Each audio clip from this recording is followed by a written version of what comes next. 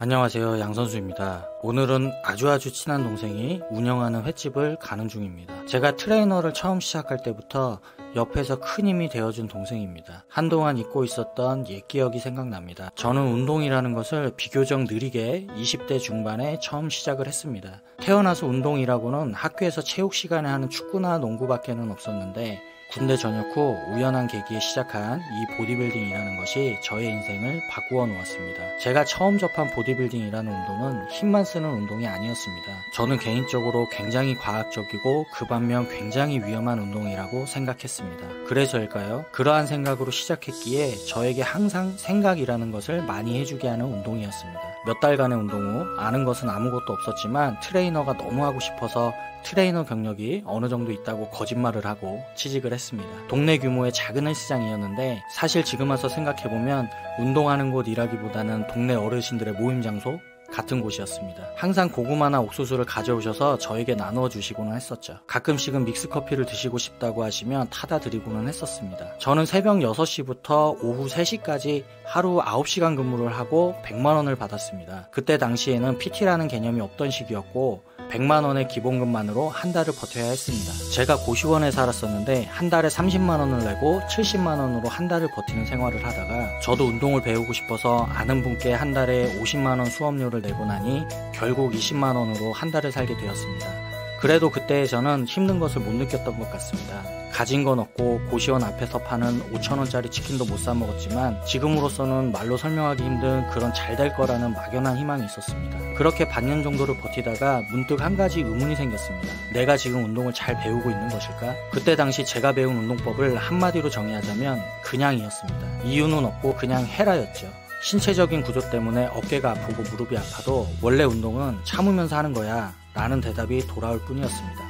혹은 정신력의 문제라는 대답이 돌아왔습니다. 그러다 보니 보디빌딩이 싫어지기 시작했습니다. 평생을 하고 싶었던 운동인데 말이죠. 사실 PT라는 것이 대한민국에 정착하기 전에 대부분의 운동은 그런 식으로 진행이 되었던 것이 사실입니다. 이건 아니다 라는 것을 느낀 후 그때부터 다시 혼자서 운동을 하기 시작했고 다시 생각을 하기 시작했고 이유라는 것을 찾기 시작했습니다. 이때 몸이 정말 많이 좋아지기 시작한 것 같습니다. 그렇게 또 1년여의 시간이 흘렀고 PT라는 것에 대해서 알게 되었습니다. 1대1로 운동을 지도하고 그렇게 해서 돈을 더 벌 수 있다니 이 얼마나 꿈같은 이야기인가요? 하지만 PT라는 것을 등록하고 싶어하는 사람은 찾아볼 수가 없었습니다. 그때부터였던 것 같습니다. 회원님이 운동을 하면 무조건 가서 가르쳐 드렸습니다. 지금 생각해보면 배우고 싶지 않아 하는 분들한테도 억지로 운동을 가르쳐 드렸던 것 같습니다. 하지만 그건 회원님들을 위해서가 아니었습니다. 바로 저를 위해서였습니다. 저는 운동을 잘 가르치고 싶었습니다. 그러기 위해서는 운동도 많이 하고 공부도 많이 해야겠지만 저는 가장 중요한 것을 전달력이라고 생각했습니다. 제가 100을 알아도 40밖에 이해시키지 못하는 것보다는 알고 있는 50을 오롯이 이해시키는 능력이 트레이너에게 가장 중요하다고 생각했습니다. 그래서 운동을 하고 공부를 하고 헬스장에 출근을 해서 날마다 그걸 설명하는 연습을 했습니다. 그러다가 버벅대거나 회원님의 역질문에 말문이 막히면 창피함에 얼굴이 붉어지고 집에 가서 다시 공부하고를 반복했습니다. 사실 이 방법은 지금도 여전히 하고 있는 방식입니다. 트레이너를 하고 싶어 하시는 분들이 계시다면 필수적으로 해야 한다고 생각합니다. 그리고 드디어 PT라는 것을 시작했습니다. 물론 공짜 PT입니다. 그래도 즐거웠습니다. 매일 한두 개씩 공짜로 PT를 해드리면서 내가 정말 잘하고 있구나 라는 생각을 했습니다. 여전히 수입은 한 달에 100만원이었지만요. 그렇게 몇 달이 흘렀을까요?